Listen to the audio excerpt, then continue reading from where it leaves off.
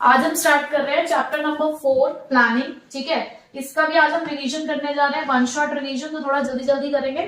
सबसे पहले स्टार्ट करते हैं मीनिंग ऑफ प्लानिंग से कि प्लानिंग होता क्या है। देखो, planning is the first function of management. सबसे पहला फंक्शन जो है मैनेजमेंट का वो प्लानिंग है, यानी कि शुरुआत यहीं से होती है। हमें क्या काम करना है बिजनेस के अंदर, हमारा ऑब्जेक्टिव क्या है, उसके लिए शुरुआत हम यहीं से करेंगे। तो प्लानिंग का मतलब होता है सेटिंग ऑब्जेक्टिव्स इन एडवांस, यानी कि हम स्टार्टिंग में ही अपने ऑब्जेक्टिव्स को सेट कर रहे हैं कि हमें क्या काम करना है। देखो, प्लानिंग का मतलब हमेशा थिंकिंग से होता है। जब भी हम बोलते हैं ना प्लानिंग, तो प्लानिंग का मतलब है इन्वॉल्वमेंट ऑफ योर माइंड। तो जहां पर आप अपने माइंड की हेल्प से क्या कर रहे हो, सोच रहे हो। देखो, आज भले ही आप प्लानिंग कर रहे हो, तो आज की प्लानिंग आप किसके लिए करते हो, फ्यूचर के लिए। और जब आप प्लानिंग करते हो ना, तो आपके माइंड में हमेशा ये होता है कि आज हम कहां पर हैं और कल हमें कहां तक पहुंचना है। तो प्लानिंग हमेशा आपको आज के साथ साथ फ्यूचर पोजीशन को भी दिखा देती है एक तरीके से। तो प्लानिंग का मतलब क्या है, planning is defined as setting objectives. Planning क्या है, ऑब्जेक्टिव्स को सेट करना for a given time period. लेकिन एक पर्टिकुलर टाइम पीरियड के लिए आप प्लानिंग करते हो, मतलब आप एक एक्टिविटी करने जा रहे हो, उस एक एक्टिविटी के लिए, सपोज उस एक्टिविटी का टाइम पीरियड 1 साल का है, 6 महीने का है, 2 महीने का है, तो वो एक गिवन टाइम पीरियड के लिए प्लानिंग होती है। तो आज हम स्टार्ट कर रहे हैं चैप्टर नंबर 4 प्लानिंग, इसका वन शॉट। और आज हम फटाफट से इसको रिवाइज करते हैं, टाइम वेस्ट नहीं करते और स्टार्ट करते हैं मीनिंग से। तो प्लानिंग का मतलब क्या होता है, प्लानिंग हमेशा किससे जुड़ा है, थिंकिंग इन एडवांस। आज हम जो प्लानिंग कर रहे हैं वो किस चीज के लिए कर रहे हैं, फ्यूचर के लिए प्लानिंग कर रहे हैं। तो प्लानिंग हमारी present as well as future position को प्रेजेंट करता है आपके सामने। वो आपको कल के बारे में सोचने में मदद करता है कि आज आप कहां पर हैं और कल आप कहां तक पहुंच सकते हैं। देखो, जैसे कि आप आज क्लास 12th में हो, आपने प्लानिंग करी कि हमें चार्टेड अकाउंटेंट बनना है, हमें सीएस करना है, हमें बीकॉम करनी है, हमें बीबीए करनी है, ये आपकी आज की प्लानिंग है। बट कहीं ना कहीं आपके माइंड में ये है कि इसको करने के बाद क्या करना है, इसको करने के बाद की सिचुएशन क्या होगी, वो आपके माइंड में अभी से ही है। तो दैट मीन्स प्लानिंग हमारे लिए क्या कर रहा है, ऑब्जेक्टिव सेट कर रहा है, हमें एक डायरेक्शन दे रहा है कि आज आपने जो ये सोचा है, कल को आप वहां तक पहुंच जाओगे। कैसे पहुंचोगे, एक रास्ते को तय करके। आपको एक डायरेक्शन दी जा रही है कि इस डायरेक्शन को जब आप फॉलो करोगे तो वहां तक पहुंच जाओगे जो बनने के बारे में आप सोच रहे हो। ठीक है, तो ऑर्गेनाइजेशन में भी ऐसा ही होता है। तो यहाँ पर प्लानिंग क्या है, प्लानिंग इज सेटिंग ऑब्जेक्टिव्स, यानी कि प्लानिंग के अंदर हम लोग क्या करते हैं, ऑब्जेक्टिव्स को सेट करते हैं, बट एक गिवन टाइम पीरियड के लिए। अगर आपने सोचा है कि आपको चार्टेड अकाउंटेंट का कोर्स करना है, आपको सीएस करना है, बीकॉम करना है, बीबीए करना है, तो एक टाइम पीरियड है ना। आपको क्लास 12th में अच्छे मार्क्स सिक्योर करने हैं, 90+ लेकर आने हैं, तो एक टाइम पीरियड है ना कि इसी साल लेकर आने हैं। ऐसा तो नहीं सोच रखा कि 4-5 साल में लेकर आके ही रहेंगे, ऐसा तो नहीं है। आपके लिए वो गिवन टाइम पीरियड क्या है, 1 ईयर। उस 1 ईयर में हमें टारगेट अचीव करना है। ऐसे किसी ऑर्गेनाइजेशन ने सोचा कि हमें इस महीने 1000 यूनिट सेल करनी ही करनी है, ये हमारा ऑब्जेक्टिव है। तो टाइम पीरियड क्या है, 1 मंथ। ये नहीं कि 1000 यूनिट करनी है, करते रहेंगे, जब तक नहीं होगी तब तक बेचते रहेंगे, तो ये कोई प्लानिंग नहीं हुई, ये कोई ऑब्जेक्टिव नहीं हुआ। ठीक है, तो ऑब्जेक्टिव हमेशा किस चीज के लिए सेट किया जाता है, for a given time period. Formulating the various courses of action, लेकिन प्लानिंग आपको साथ साथ ये भी बताता है कि जो भी आप ऑब्जेक्टिव सेट कर रहे हो, उन ऑब्जेक्टिव्स को सेट करने के लिए कौन से कोर्सेज ऑफ एक्शन रहेंगे, यानी कि वो कौन से रास्ते होंगे जिस रास्ते को फॉलो करके आप अपने उस ऑब्जेक्टिव तक पहुंचोगे। ठीक है, then selecting the best possible alternative. देखो, किसी भी ऑब्जेक्टिव को पूरा करने के लिए आपके पास बहुत सारे रास्ते होंगे, किसी भी काम को करने के लिए बहुत सारे रास्ते होते हैं। हम सब रास्तों पे तो नहीं चल सकते, हमें कोई एक best method, best course of action select करना होता है। तो यहाँ पे प्लानिंग आपसे चॉइस भी मांगता है कि आपके सामने बहुत सारे ऑल्टरनेटिव्स हैं, आपको उनमें से किसी बेस्ट ऑल्टरनेटिव का सिलेक्शन करना है। ठीक है, it is concern with both the ends and means, that is what is to be done and how it is to be done. ये आपको ये बताता है कि क्या करना है और कैसे करना है, यानी कि ऑब्जेक्टिव्स आप सेट कर रहे हो, लेकिन उस ऑब्जेक्टिव तक आप पहुंचोगे कैसे, ये आपको उस चीज का रास्ता भी दिखाता है। ठीक है, देखो यहाँ पर आपके सामने एक डायग्राम है, ये आपकी प्रेजेंट कंडीशन है, where we are. Pre board देकर आए हो, सबको अपना अपना रिजल्ट पता होगा, आज आप यहाँ पर हो। Where we want to go, ये आपकी फ्यूचर कंडीशन है। 12th क्लास आपने पास कर ली है विद गुड परसेंटेज, जो जो आपने सोचा था उसी परसेंटेज के साथ आप पास कर चुके हो। खुशी मना रहे हो, जिस दिन रिजल्ट आया उस दिन ढोल पे नाच रहे हो, पार्टी ऑर्गेनाइज कर रहे हो, ये आपकी फ्यूचर कंडीशन है। बट यहां से यहां तक पहुंचने के लिए आपको इस गैप को पूरा करना है, आपको एक रास्ता बनाना है। तो वो सीबीएसई बोर्ड एग्जाम्स है जिनको क्लियर करके आप यहां तक पहुंच पाओगे। ठीक है, तो ऐसे कोई ऑर्गेनाइजेशन आज 0 प्रोडक्शन पे है, उसे 1000 यूनिट्स के प्रोडक्शन तक पहुंचना है, तो उसे इस गैप को पूरा करना होगा। तो प्लानिंग आपके लिए इस गैप को भरने में मदद करता है। प्लानिंग आपके लिए एक ब्रिज बनाता है, आपके लिए एक रास्ता बनाता है कि कैसे आप यहां से यहां तक पहुंच सकते हो। ठीक है, next features of planning. Features of planning के लिए आते हैं पहले वाले पॉइंट से, planning focuses on achieving objective. देखो यहां पर प्लानिंग के अंदर गोल्स पहले से ही सेट कर दिए जाते हैं। जब गोल्स पहले से सेट कर दिए गए हैं तो सारी एक्टिविटीज उन्हीं गोल्स को अचीव करने के लिए लग जाती है। एक कंपनी है, वो चाहती है कि मुझे अपना प्रॉफिट आने वाले 3 साल में 30% से इंक्रीज करना है, उन्हें प्रॉफिट इंक्रीज करना है। तो प्रॉफिट इंक्रीज करने के लिए अब उनकी जितनी भी एक्टिविटीज होंगी उनका मेन फोकस क्या है कि प्रॉफिट इंक्रीज करना है। रास्ते बहुत सारे हैं, कॉस्ट कम करके भी इंक्रीज किया जा सकता है, अपने मार्केट एरिया को बढ़ाकर भी इंक्रीज किया जा सकता है, एग्रेसिव एडवर्टाइजिंग भी की जा सकती है, प्रोडक्ट की क्वालिटी बढ़ाकर डिमांड बढ़ाई जा सकती है। तो रास्ते तो बहुत सारे हैं। दैट मीन्स आपको एक गोल मिल गया कि कैसे वो 30% का प्रॉफिट इंक्रीज किया जाएगा। अब आपकी जितनी भी एक्टिविटीज होंगी वो सारी की सारी उसी गोल्स के लिए होंगी, जितने भी आपके कंट्रीब्यूशन होगा वो सारा उसी गोल को अचीव करने के लिए, यानी कि आप अचीव करना चाहते हो उन गोल्स को। कौन से गोल्स को? जो प्री डिटरमाइंड है, जो आपने पहले से ही सोचकर रखे हुए थे। ठीक है, तो इसीलिए प्लानिंग आपकी हेल्प करता है ऑब्जेक्टिव्स को अचीव करने के लिए। ठीक, next planning is the primary function of management. अब प्लानिंग को आप ये कह सकते हो कि जैसे एक ट्रेन होती है, एक ट्रेन में एक इंजन होता है, प्लानिंग को वो इंजन से कंपेयर किया गया, क्योंकि देखो इंजन के बिना बाकी के जो पीछे के डब्बे हैं वो अधूरे हैं। अगर प्लानिंग ही नहीं होगी तो ऑर्गेनाइजिंग नहीं होगी, स्टाफिंग नहीं होगी, डायरेक्टिंग नहीं होगी और कंट्रोलिंग भी नहीं होगा। अगर आपने कुछ प्लान ही नहीं किया तो कौन से रिसोर्सेज अरेंज करोगे, कौन से रिस्पॉन्सिबिलिटी और अथॉरिटी दोगे लोगों को, किस चीज के लिए स्टाफ रखोगे जब तुम्हें पता ही नहीं करना क्या है, क्या कंट्रोल करोगे, किस चीज के लिए इंस्ट्रक्शंस दोगे। ठीक है, तो इसलिए प्लानिंग को बोला गया it is a primary function. Primary function क्यों? पहला फंक्शन है, ये वो इंजन है जो बाकी सारे फंक्शंस को अपने साथ साथ लेकर घूमता है। ठीक है, आपको पता है ना फंक्शंस ऑफ मैनेजमेंट हमारे पास 5 है, तो शुरुआत प्लानिंग से ही होती है और कंट्रोलिंग पे जाकर खत्म होती है। तो इसलिए प्लानिंग को बोला गया कि ये जितने भी अदर फंक्शंस हैं उनको अपने साथ लेकर चलता है। तो that's why it is the premise of the planning. ठीक है, next planning is futuristic. Planning thinking in advance बता तो रहा है कि where we are and where we want to go, आज हम कहां पर और हमें कहां तक जाना है, तो दिखा रहे हैं ना आपको फ्यूचर के बारे में, प्रेजेंट कंडीशन फ्यूचर कंडीशन दिखा तो रहा है। तो प्लानिंग आपकी मदद करता है कि आप अपने फ्यूचर में झांक कर देख सकते हो। इस प्लानिंग की वजह से आज आप सोच रहे हो कि यार हाँ हम कल को सीए बन जाएंगे तो हमारी लाइफ ऐसी होगी वैसी होगी। देखते हो ना कि लोगों को सीए बनने के बाद लोगों की लाइफ अच्छी हो जाती है, या बीबीए करने के बाद एमबीए किया, अच्छी सी एमएनसी में आपकी पोस्टिंग हो गई तो बहुत बढ़िया लाइफ चल रही है, एंजॉय कर रहे हैं, सब मस्ती में है। तो प्लानिंग क्या कर रहा है? आपको सिर्फ झांकने में मदद कर रहा है। पीपिंग इनटू द फ्यूचर, एक वर्ड लिखा है इसके अंदर, पीपिंग इनटू द फ्यूचर। तो पीपिंग का मतलब ये होता है झांकना, कि हम कहीं ना कहीं थोड़ी सी प्रेडिक्शन कर सकते हैं कि आज हम यहाँ पर है, हमारा सपना है कि हमारी अभी एक ही ब्रांच है कंपनी की, हम 2 ब्रांचेस और खोलना चाहते हैं, ये हमारा सपना है, ये हमारी प्लानिंग है कि आज एक ही ब्रांच से कल को 2 ब्रांच और खोल लेंगे हम अलग अलग जगह पर। तो 2 ब्रांच खोलने के बाद क्या सिचुएशन होगी उसको हम आज ही एनालाइज कर सकते हैं, उसको हम आज ही एज्यूम कर सकते हैं। तो ये प्लानिंग ही है जो आपकी मदद कर रहा है उस चीज को करने में।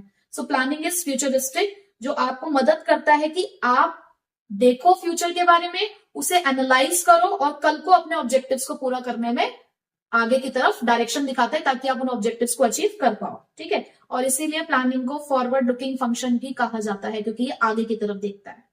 Next pervasive. परवेसिव का मतलब क्या होता है? Universal, applicable to everywhere.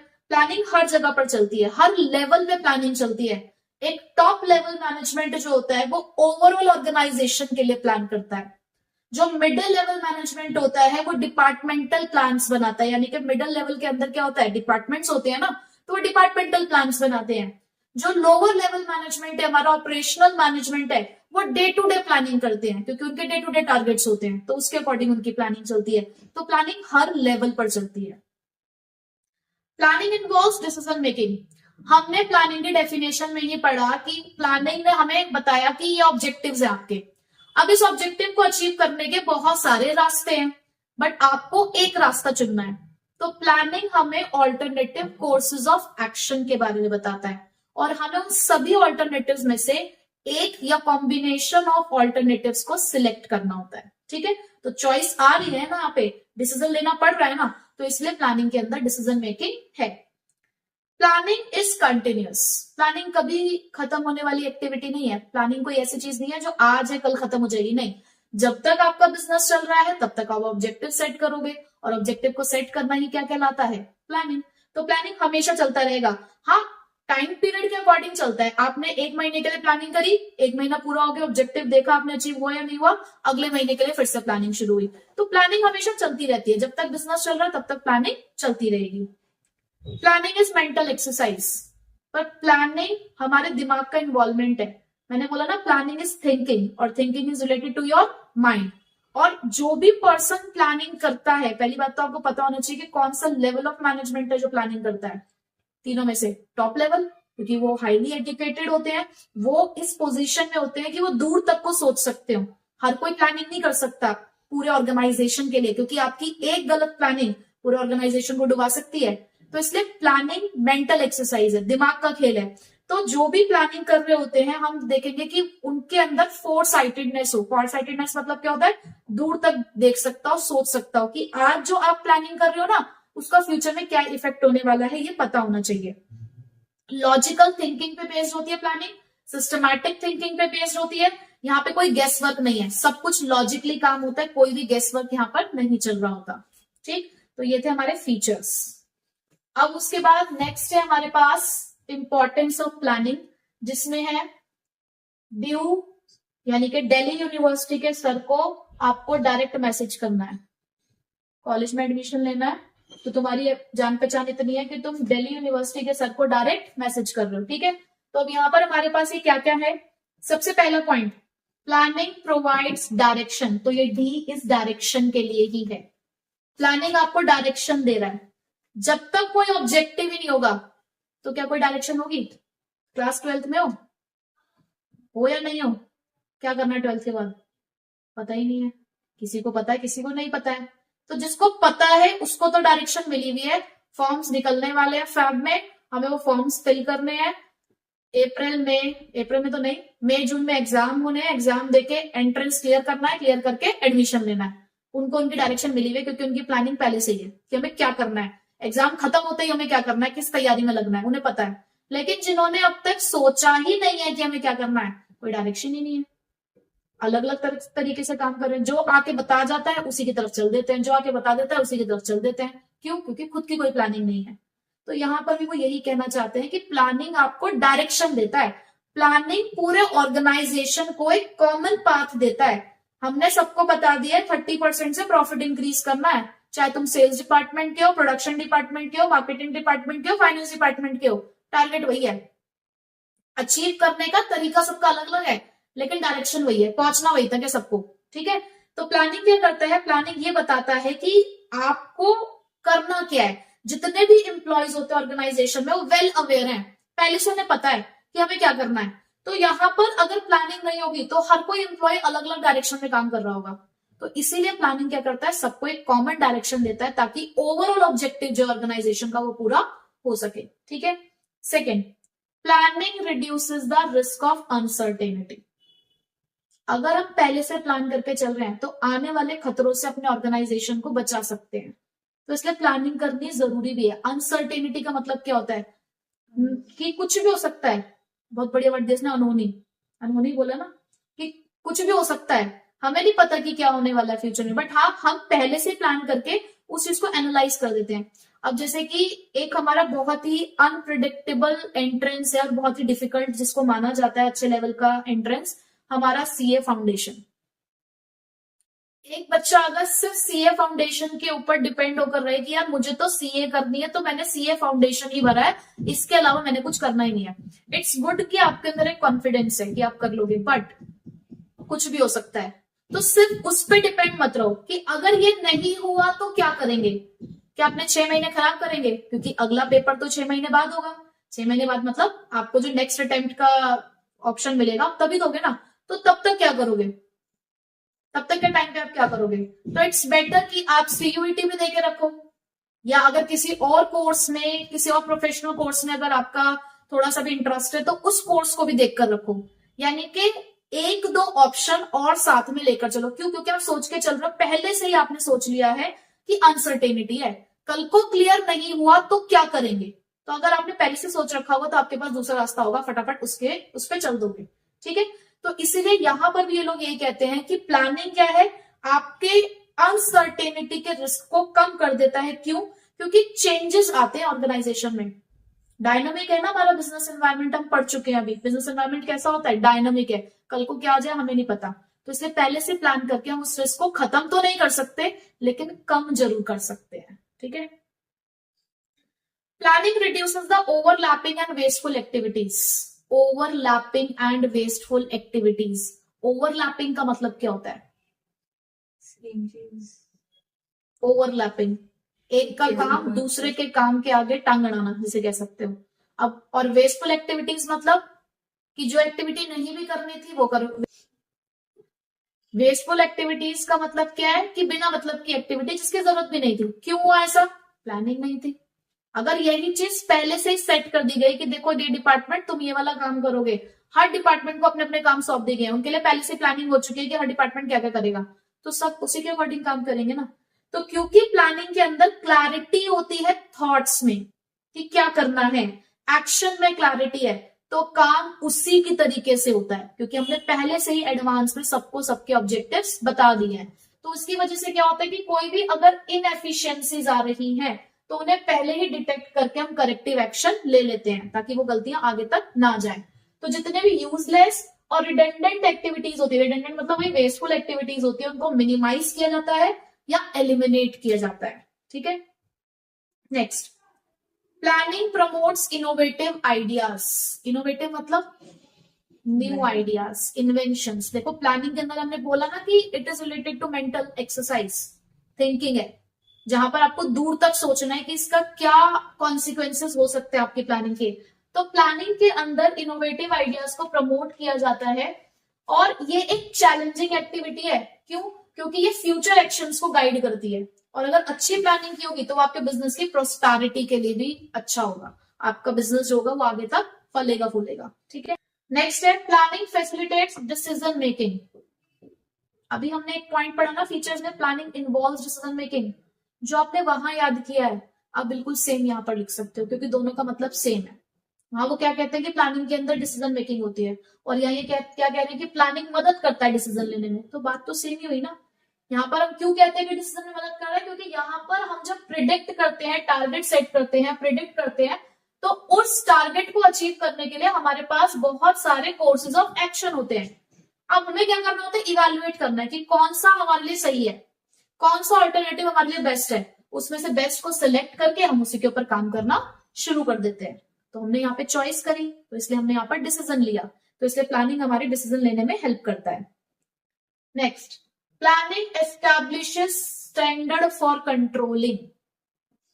Controlling function के अंदर आप क्या करते हो? अपनी एक्चुअल परफॉर्मेंस को स्टैंडर्ड परफॉर्मेंस से कंपेयर। अगर स्टैंडर्ड ही सेट नहीं किया होगा तो कंपैरिजन किससे करोगे? तो जब कोई प्लान ही नहीं होगा तो कंट्रोलिंग कैसे होगी? तो यहां पर प्लानिंग उस कंट्रोलिंग के लिए स्टैंडर्ड सेट कर रहा है कि आप कैसे कंपेयर करोगे, आपको कैसे पता लगेगा कि आपकी बिजनेस की परफॉर्मेंस कैसी रही, आपने अपने बिजनेस की परफॉर्मेंस को कहां सेट किया था और आप कहां तक पहुंच चुके हो, उसका कंपैरिजन कंट्रोलिंग में आके तो पता चलता है। तो प्लानिंग कंट्रोलिंग को वो स्टैंडर्ड्स देता है जिसके अगेंस्ट आप मेजर कर सकते हो अपने बिजनेस की परफॉर्मेंस को। ठीक है, तो ये हमारे 6 इंपॉर्टेंस थी प्लानिंग की। लिमिटेशन ऑफ प्लानिंग के अंदर अब हमारे पास है एनसीईआरटी सीडी।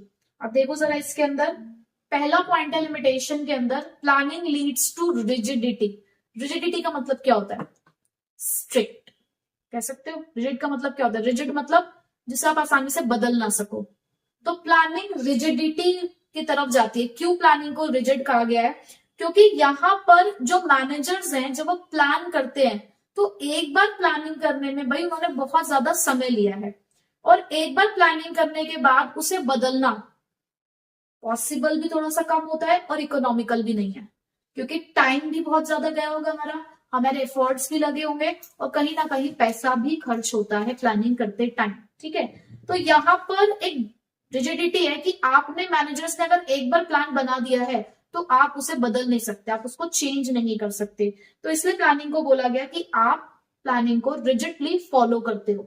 और लेकिन ऐसा कहा गया कि प्लानिंग को ना थोड़ा सा फ्लेक्सिबल बनाना चाहिए, क्योंकि देखो बिजनेस एनवायरनमेंट बदल रहा है, तो बदलते हुए एनवायरनमेंट के अकॉर्डिंग कभी कभी ऐसा होता है कि प्लानिंग को मॉडिफाई करना पड़ता है। हमने जो एक प्लान बना रखा होता है हमें उसके अकॉर्डिंग उसमें चेंजेस करने पड़ते हैं, बट मैनेजर्स अलाउड नहीं करते, तो इसलिए प्लानिंग को बोला गया कि इट इज रिजिड।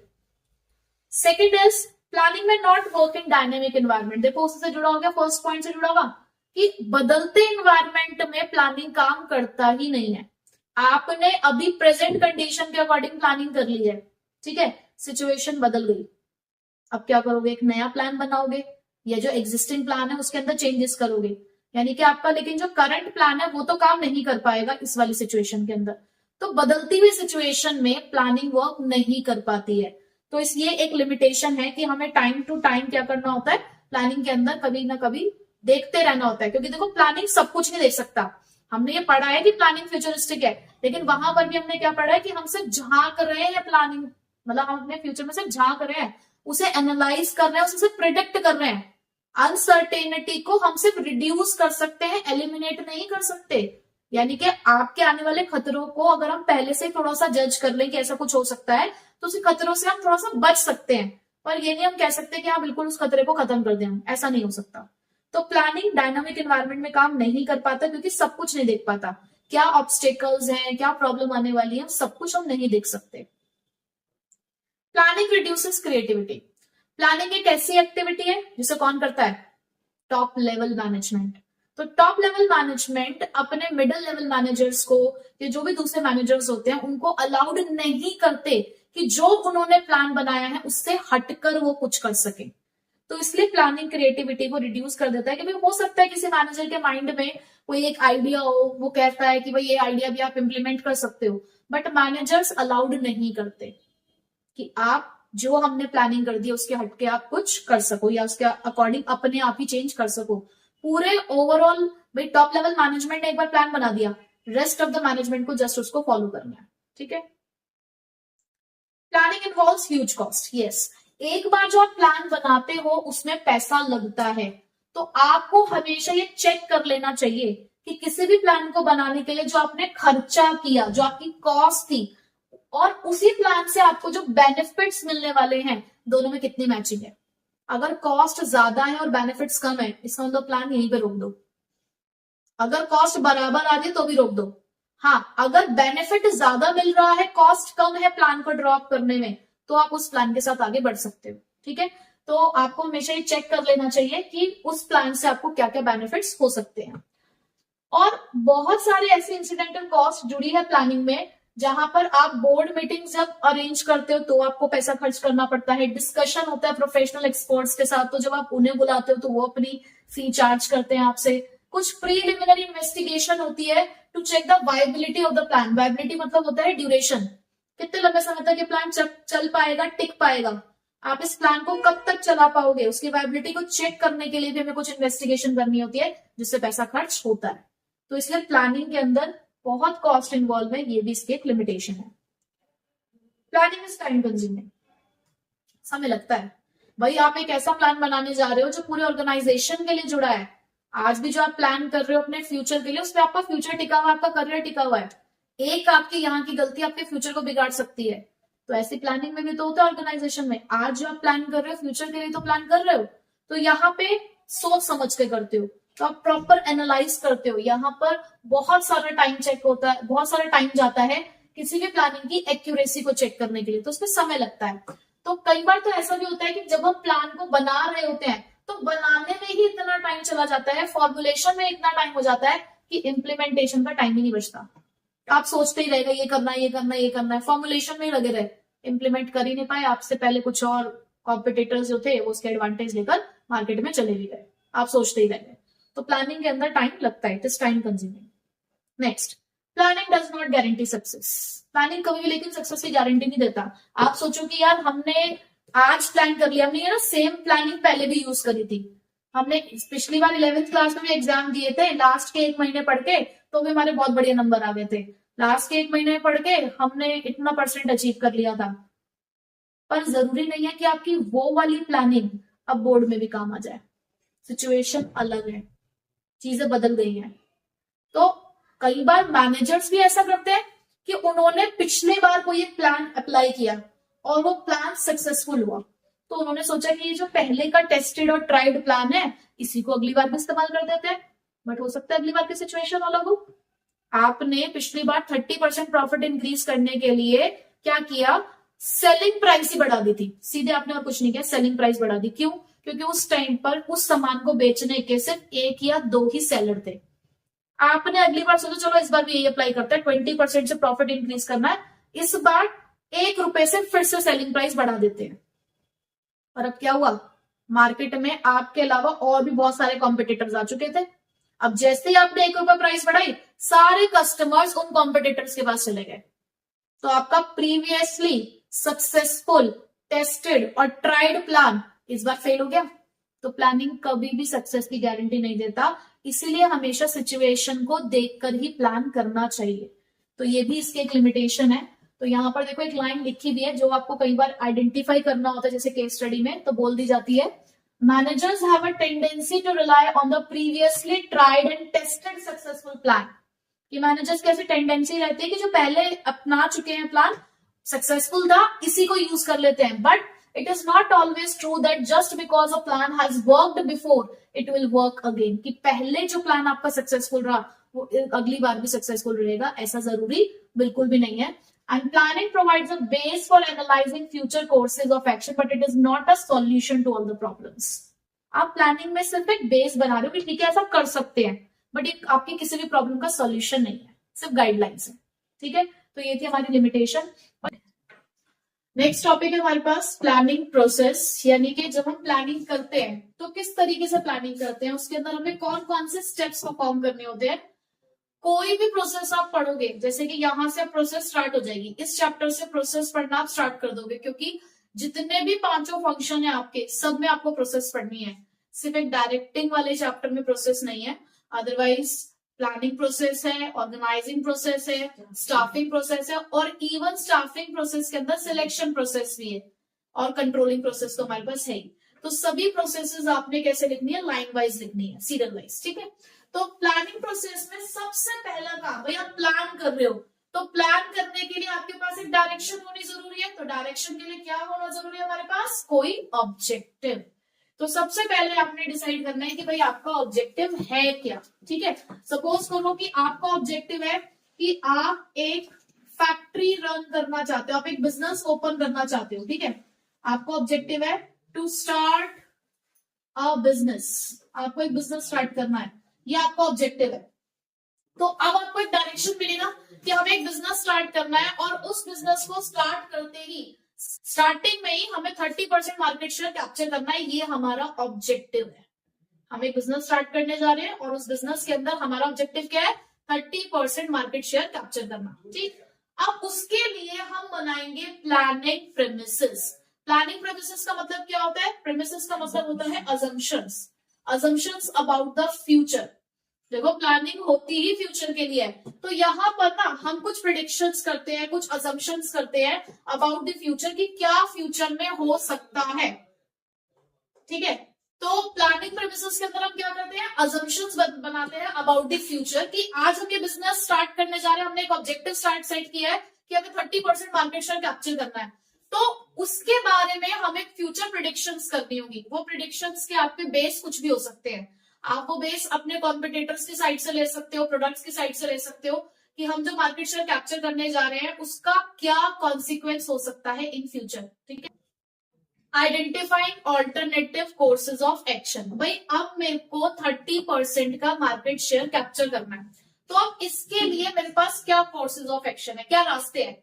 कैसे मैं उस ऑब्जेक्टिव तक पहुंच सकती हूँ, मुझे वो रास्ते ढूंढने हैं। ठीक है, जैसे आपको अपने किसी फ्रेंड के घर पे जाना है, अपने फ्रेंड के घर पे जाके पार्टी करनी है, तो अब उसके घर पे जाने के बहुत सारे रास्ते हैं, तो आप देखोगे कौन कौन से रास्ते हैं और सबसे बेस्ट रास्ता चूज करोगे ना, कि सबसे छोटा रास्ता, आसानी से पहुंचने वाला रास्ता कौन सा है। तो ऐसे ही हमारे पास भी एक 30% मार्केट शेयर का ऑब्जेक्टिव है। अब मुझे आइडेंटिफाई करना है कि वो ऐसे कौन कौन से रास्ते हो सकते हैं जिससे मैं इस ऑब्जेक्टिव तक पहुंच पाऊंगी। तो उसके लिए हमने सोचा कि हम कॉम्पिटिटर्स से प्राइस कम लेकर एंटर करेंगे। ऐसा तो है नहीं कि जिस प्रोडक्ट के साथ हम एंटर करेंगे अपने बिजनेस के अंदर वो सेम प्रोडक्ट कोई और नहीं बनाता होगा, बना रहा होगा। अगर बना रहा होगा तो हम कम प्राइस के साथ एंटर करेंगे, या हमने कहा कि हम बेटर क्वालिटी के साथ एंटर करेंगे, हम एग्रेसिव एडवर्टाइजमेंट करके एंटर करेंगे, हम अट्रैक्टिव ऑफर्स देके एंटर करेंगे। तो बहुत सारे रास्ते हैं एंटर करने के, उस मार्केट शेयर को कैप्चर करने का बहुत सारे रास्ते हैं। अब हमें करना है इवैल्यूएट, क्योंकि सबको तो एक्सेप्ट कर नहीं सकते, हम उन्हें इवैल्यूएट करेंगे। इवैल्यूएट करने का मतलब क्या है, सभी के पॉजिटिव नेगेटिव पॉइंट्स देखेंगे, कुछ परम्यूटेशन कॉम्बिनेशंस लगाएंगे, यानी कि कुछ कैलकुलेशंस करेंगे चेक करने के लिए कि कौन सा रास्ता सही है, कौन सा ऑप्शन हमारे लिए बेटर है। जरूरी नहीं है कि एक ही ऑप्शन चूज होगा, कई बार कॉम्बिनेशन ऑफ ऑप्शंस भी चूज किए जा सकते हैं, बट फिर भी हमें उनमें से सभी चीजों को एक बार चेक करना है कि कौन सा हमारे लिए बेटर है। तो सभी को हमें क्या करना है, इवैल्यूएट करना है। आपको इसमें देखने हैं सभी के pros and cons. Pros and cons का मतलब क्या होता है, positive and negative aspects, advantages और डिसएडवांटेजेस, वो हमें देखनी है। ठीक है, उसके बाद हम सिलेक्ट करेंगे फिर एक ऑल्टरनेटिव। कौन सा वाला ऑल्टरनेटिव, ऐसा ऑल्टरनेटिव जिसके लीस्ट नेगेटिव कॉन्सिक्वेंसेज होंगे। कॉन्सिक्वेंसेज मतलब जिसके नेगेटिव पॉइंट्स कम होंगे, पॉजिटिव पॉइंट्स ज्यादा होंगे, जो हमारे लिए मोस्ट फिजिबल और प्रॉफिटेबल होगा, उस ऑल्टरनेटिव को हम सिलेक्ट कर लेंगे। कौन से वाले को सिलेक्ट करेंगे, जिसके लीस्ट नेगेटिव कॉन्सिक्वेंसेज होंगे, जो ज्यादा प्रॉफिटेबल हमें लग रहा होगा, जो मोस्ट फिजिबल मतलब मोस्ट सुटेबल हमें लग रहा होगा ऑल्टरनेटिव, वो हम यहाँ पर सिलेक्ट कर लेंगे। This is the real point of decision making. Actual में यही आकर हम डिसीजन ले रहे हैं। हमने प्लानिंग के फीचर में भी पढ़ा, इंपॉर्टेंस में भी पढ़ा, that planning facilitates decision making, planning involves decision making. तो देखो आपको दिख गया ना कि प्लानिंग के अंदर डिसीजन मेकिंग है। अब जब आपने सिलेक्शन कर लिया है तो अब आप करेंगे प्लान को इम्प्लीमेंट। अब आपको उसके ऊपर काम करना है। मैंने डिसाइड कर लिया कि मैं कम प्राइस के साथ मार्केट में एंटर करूंगी अपने प्रोडक्ट के लिए, तभी मुझे 30% मार्केट शेयर मिलेगा। तो उसके लिए मैंने क्या किया, कॉस्ट को कम करना शुरू किया। स्टार्टिंग से ही कॉस्ट ऑफ प्रोडक्शन में ध्यान दिया कि कॉस्ट कम रहेगी तभी तो सेलिंग प्राइस कम रहेगी। तो इसलिए हमने उस पर फोकस करते हुए अपने 30% मार्केट शेयर को अचीव करने के लिए प्लान को इम्प्लीमेंट यानी कि लगा दिया काम पे। उसके बाद फॉलो अप। फॉलो अप का मतलब क्या है, ये नहीं कि सिर्फ प्लान पे इम्प्लीमेंटेशन हो गया है उसको चेक नहीं करना। तो फॉलो अप एक्शन के अंदर हम क्या करते हैं, मॉनिटर करते हैं कि जो हमने यहाँ पे प्लान इम्प्लीमेंट किया है उसके अकॉर्डिंग काम चलेगा भी या नहीं चलेगा, चल रहा है या नहीं चल रहा है। जैसे कि कई बार क्या होती है कि कोई मशीन खराब होती है, मशीन की कोई प्रॉब्लम है, उसकी वजह से काम रुक रहा है या प्लान ढंग से काम नहीं कर रहा है, तो मशीन को चेंज करना पड़ेगा या रिपेयरिंग करानी पड़ेगी, लेबर्स की प्रॉब्लम चल रही है, रॉ मटेरियल की प्रॉब्लम चल रही है, तो हमें वो चेक भी करना है। तो फॉलो अप का मतलब क्या है, टाइम टू टाइम मॉनिटरिंग करनी है। और देखो जैसे कि इम्प्लीमेंटिंग द प्लान का मतलब होता है putting the plan into action, वहीं पे putting the plan into action, वहीं पे फॉलो अप का मतलब क्या होता है, मॉनिटरिंग द प्लान, कि आपको उसको मॉनिटर करना है, कंट्रोल करना है।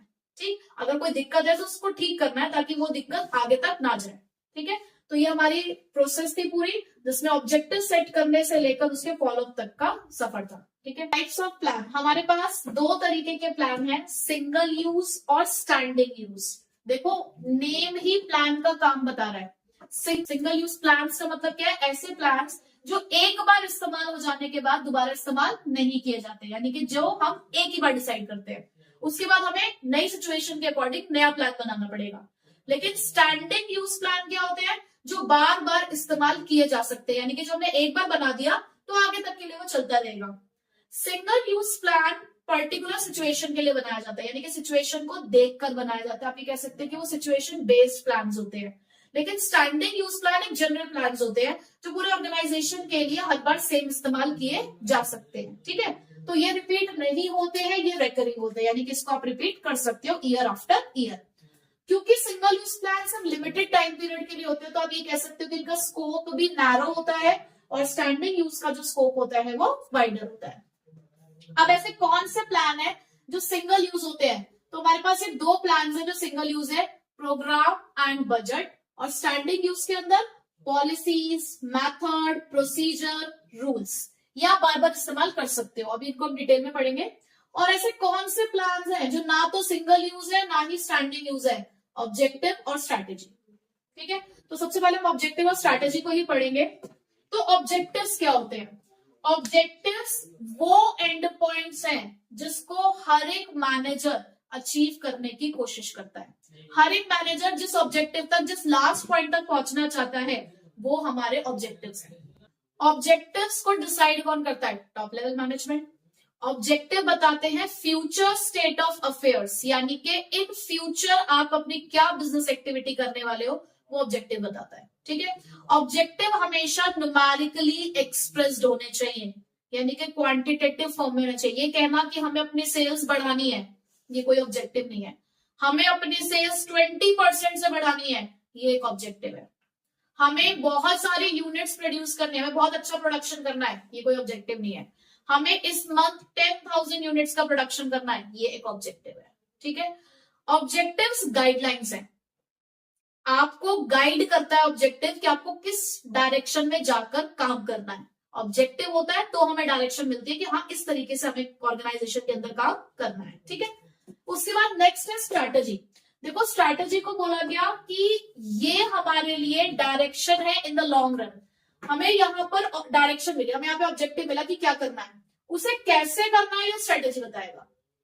हमारे लिए फ्यूचर डायरेक्शंस है ऑर्गेनाइजेशन के लिए, ये फ्यूचर डायरेक्शंस है और एक लंबे समय के लिए। जब आप स्ट्रैटेजी बनाते हो तो strategy short period of time के लिए नहीं बनती है, स्ट्रैटेजी बनती है for the longer period of time के लिए। ठीक है, अब जैसे कि कोई कंपनी एक नया प्रोडक्ट लॉन्च करती है तो अब वो स्ट्रैटेजी सोचेगी। कैसी स्ट्रैटेजी सोचेगी? कि हमें प्राइस क्या रखनी है, हमें उसको एडवर्टाइजमेंट उसको कैसे करना है, हम कस्टमर्स तक उसको किस चैनल ऑफ प्रोडक्शन के थ्रू पहुंचाएंगे। तो बहुत सारे ऐसे क्वेश्चंस हैं जो हमें एड्रेस करने होते हैं अगर हमने एक प्रोडक्ट लॉन्च किया तो हम स्ट्रैटेजीज बनाएंगे इन सब चीजों के लिए। बट जब भी आप स्ट्रैटेजी बनाएं तो आपको बिजनेस इन्वायरमेंट को कंसिडर करना है, क्योंकि बिजनेस इन्वायरमेंट बदलता रहता है, तो आपको स्ट्रैटेजी उसी के अकॉर्डिंग डिजाइन करनी है। तो स्ट्रैटेजी को कॉम्प्रिहेंसिव प्लान बोला जाता है। कॉम्प्रिहेंसिव प्लान क्यों? क्योंकि इसके अंदर 3 डायमेंशन है। कौन से 3 डायमेंशन? तो स्ट्रैटेजी के अंदर 3 डायमेंशन होते हैं। पहला, determining the long term objectives, कि सबसे पहले तो हमें अपने ऑब्जेक्टिव डिसाइड करने हैं लॉन्ग टर्म, क्योंकि देखो स्ट्रैटेजी लॉन्ग टर्म के लिए होती है। Then adopting the alternative course of action, भाई कि उस ऑब्जेक्टिव को अचीव करने के लिए आपको कौन सा कोर्स ऑफ एक्शन आपको चूज करना है वो आप डिसाइड करेंगे। फिर उसके बाद एलोकेटिंग द रिसोर्सेज, अचीव करने के लिए आपको रिसोर्सेज भी तो चाहिए, तो आपको रिसोर्सेज भी चाहिए टू अचीव दोस ऑब्जेक्टिव्स। ठीक है, तो ये हमारा था स्ट्रैटेजी। तो ये 2 थे जो ना तो सिंगल यूज में आते हैं ना ही स्टैंडिंग में आते हैं। अब बात करते हैं पहले स्टैंडिंग वालों की। तो स्टैंडिंग यूज में जैसे कि पॉलिसीज है, पॉलिसीज वो गाइडलाइंस होती है जो चैनलाइज करती हैं आपके एनर्जीज को towards a particular direction. Policies एक बार बना दी जाती है तो फिर उसके बाद वो सेम ही चलती है ना। जैसे किसी कंपनी की पॉलिसी है कि हम कैश बेसिस पे डील करते हैं, हम क्रेडिट अलाउड ही नहीं करते। ठीक है, या किसी कंपनी की ये पॉलिसी है कि हम 2 मंथ्स का क्रेडिट पीरियड ही देते हैं सिर्फ अपने डेटर्स को, तो ये उनकी पॉलिसी हो सकती है। पॉलिसी माइनर से मेजर तक जाती है। जो माइनर पॉलिसीज होती है वो इनसाइडर्स को फॉलो करनी होती है, जो कंपनी के अंदर के लोग होते हैं। जो मेजर पॉलिसीज होती है वो सबके लिए, वो आउटसाइडर्स के लिए भी होती है, यानी कि जो बाहर के लोग हैं उनके लिए भी है। ठीक है, उसके बाद मेथड आता है। मेथड मतलब किसी भी काम को करने का तरीका। ठीक है, तो मेथड के अंदर आपको सिलेक्शन करना है बेस्ट मेथड का। अब जो बेस्ट मेथड है वो कैसे सिलेक्ट करोगे? जो आपके टाइम, मनी, एफर्ट को सेव करे। भाई किसी भी काम को करने के बहुत सारे मेथड हो सकते हैं, तो यहाँ पर जब हम मेथड हम डिवाइस करते हैं तो एक मेथड जो हमने अडॉप्ट किया तो उसको बार बार इस्तेमाल कर सकते हैं ना। जैसे कि हमें अपने ऑपरेशनल लेवल मैनेजमेंट को ट्रेनिंग देनी है, तो उनको ट्रेनिंग देने के लिए हमने देखा कि ऑन द जॉब मेथड्स अच्छे रहते हैं, तो हर साल जब हमें ट्रेनिंग देनी होती है तो हम on the job method apply करते हैं। तो मेथड भी एक ऐसा प्लान है जो बार बार इस्तेमाल किया जा सकता है। उसके बाद प्रोसीजर क्या है? The sequential steps. किसी भी काम को करने का एक प्रोसीजर होता है, यानी कि कुछ सीक्वेंशियल स्टेप्स होते हैं, तो वो स्टेप्स को ही यहाँ पर प्रोसीजर कहा गया है। तो प्रोसीजर भी, भाई आप एक प्रोडक्ट बनाते हो तो उस प्रोडक्ट को बनाने का प्रोसीजर सेम होगा ना हर बार। अब ऑर्गेनाइजेशन उन प्रोसीजर्स को डिजाइन करती है कि किस तरीके से आपको इस प्रोडक्ट को बनाने के लिए, भाई नंबर 1 ये होगा, फिर नंबर 2 स्टेप ये होगा, नंबर 3 स्टेप ये होगा। तो इस तरीके से प्रोसीजर क्या है? सिक्वेंशियल स्टेप्स है जिनको आपको क्या करना पड़ता है? फॉलो करना पड़ता है। अब एक रिलेशनशिप जनरेट होता है प्रोसीजर और पॉलिसीज के अंदर। पॉलिसीज वो ब्रॉड पैरामीटर्स है। देखो पॉलिसी को बोला गया है लक्ष्मण रेखा, किसको क्रॉस नहीं कर सकते आप। और प्रोसीजर वो स्टेप्स है, वो एक्टिविटीज है जो आप उस ब्रॉड पैरामीटर के अंदर रहकर फॉलो करते हो। भाई पॉलिसीज आपको एक दायरा बता देते हैं कि ये आपका काम करने का दायरा है, और प्रोसीजर वो स्टेप्स है जो उस दायरे में रहकर आप परफॉर्म करते हो। ठीक है। उसके बाद रूल्स क्या है? सबसे सिंपलेस्ट रिजिड प्लान, कोई फ्लेक्सिबिलिटी अलाउड नहीं है। रूल्स आपको ये बताते हैं कि क्या आप कर सकते हो, क्या आप नहीं कर सकते हो। What is to be done, what is not to be done, ये आपको बता देता है। इसमें कोई फ्लेक्सिबिलिटी, आप रूल्स को चेंज नहीं कर सकते, रिजिड होते हैं, कोई फ्लेक्सिबिलिटी नहीं है। अगर कोई रूल को तोड़ता है तो पेनल्टीज है, पनिशमेंट्स है। जैसे कोई एग्जाम्पल रूल का, smoking is prohibited. Smoking is prohibited in office premises, यानी कि यहां आओगे तो ये सब काम नहीं करना है, आओ काम करो जाओ। उसके बाद programme is the combination of all the plans. Programme के अंदर सारे के सारे प्लान्स आ जाते हैं। जैसे कि एक शॉपिंग मॉल को आप कंस्ट्रक्ट कर रहे हो तो उसके अंदर एक ऑब्जेक्टिव भी होगा, स्ट्रैटेजीज भी होंगी, कोई प्रोसीजर भी होगा, पॉलिसीज भी बनी होगी, रूल भी होगा, बजट भी होगा। ये नहीं कि प्रोग्राम के अंदर सिर्फ यही वाले प्लान्स आएंगे, ये वाले भी आएंगे जो कुछ नहीं है, ना तो सिंगल यूज है ना तो स्टैंडिंग यूज है। तो प्रोग्राम तो क्या है? Combination of all the plans, combination of all the plans. और प्रोग्राम की ना एक खास बात है कि ये माइन्यूटेस्ट डिटेल्स को भी निकाल के लेकर आते हैं, लेकिन छोटी से छोटी चीजें भी आपको प्रोग्राम के अंदर डिटेल में लिखनी पड़ती है। ठीक है। उसके बाद लास्ट है हमारे पास बजट एक न्यूमेरिकल स्टेटमेंट है of a period of time. Budget का मतलब क्या है? यहाँ पर भी हम फ्यूचर की प्लानिंग करते हैं ना। आप कोई फंक्शन ऑर्गेनाइज कर रहे हो, जैसे किसी घर में कोई शादी है तो शादी के लिए बजट बनता है ना कि इतना पैसा यहां से आएगा और इतना पैसा यहां से जाएगा। सिर्फ एक एस्टिमेशन होता है, लेकिन ये भी क्योंकि फ्यूचर के बारे में हमें नहीं पता ना कि एक्चुअल क्या होगा। हम सिर्फ यहाँ पे प्रिडिक्शन करते हैं based on our past events को देखते हुए हम जस्ट एक एस्टिमेशन कर रहे हैं फ्यूचर के बारे में कि ऐसा हो सकता है। तो बहुत सारे तरीके के बजट्स बनाए जाते हैं, सेल्स बजट, कैश बजट, ठीक है, परचेज बजट, बहुत सारे बजट्स बनते हैं। तो कैसे बनते हैं ये बजट? पास्ट एक्टिविटीज को देखकर फ्यूचर के लिए, लेकिन हमेशा ये कैसी स्टेटमेंट होनी चाहिए? Numerical statement. ठीक है। एक क्वेश्चन अराइज होता है कि बजट क्यों प्लानिंग के अंदर आता है? क्योंकि बजट हमेशा फ्यूचर के लिए बनाया जाता है। भाई हाँ, यहाँ पर बजट में भी हम थिंकिंग इन एडवांस कर रहे हैं ना। बजट आज बन रहा है किसके लिए? आगे आने वाले टाइम के लिए। तो क्योंकि बजट भी आगे जाता है, आगे की चीजों को सोचता है, आगे के बारे में बताता है, तो इसीलिए बजट प्लानिंग का पार्ट है। बजट को बोला गया कि बजट एक कंट्रोल डिवाइस भी है। कैसे? भाई देखो, आपने सपोज करो अपने घर में फंक्शन के लिए बजट बनाया, तो आपके सामने एक लिस्ट है। आपने देखा कि आपकी जो एक्टिविटीज चल रही है उस बजट को क्रॉस कर रही है, तो आप क्या करना शुरू कर दोगे? अपना हाथ रोकना शुरू कर दोगे। लाइकवाइज किसी कंपनी ने परचेज बजट बना रखा है, अब उसने देखा कि यार सामान तो ज्यादा खरीदा जा रहा है, जितना हमने सोचा था उससे ज्यादा रॉ मटेरियल आ रहा है, तो हम क्या करेंगे? अपना को कंट्रोल करना शुरू करेंगे। तो इसीलिए यहाँ पर कहा गया कि जो बजट है वो एक कंट्रोल डिवाइस की तरह भी काम करता है। ठीक है। तो ये थे हमारे सारे टाइप्स ऑफ प्लान्स, और इसी के साथ प्लानिंग चैप्टर खत्म।